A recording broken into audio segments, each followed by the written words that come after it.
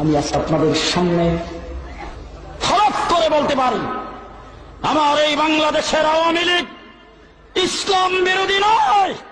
হাজার হাজার আওয়ামী লীগের নেতা কর্মী মসজিদ মাদ্রাসা কমিটির পরিচালক। এই দেশের হাজার হাজার আওয়ামী লীগের নেতা কর্মী আছে যাদের যাকাতের দ্বারা মাদ্রাসাগুলি চলে।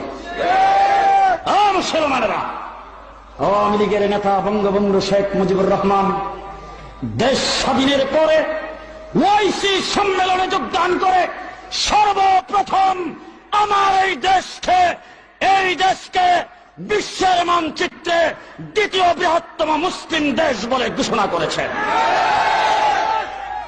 ও আমার আওয়ামী লীগের বাইরা, আওয়ামী লীগ যারা করে তারা ইসলাম বিরোধী না। কাকরাইল মসজিদের জায়গা বঙ্গবন্ধু শেখ মুজিবুর রহমান সাহেব বরাদ্দ দিয়েছেন, ইসলামিক ফাউন্ডেশন শেখ মুজিবুর রহমান সাহেব করেছেন। ও মুসলমানেরা, আওয়ামী লীগ ইসলাম বিরোধী নয়, ইসলামের দুশ্মন নয়।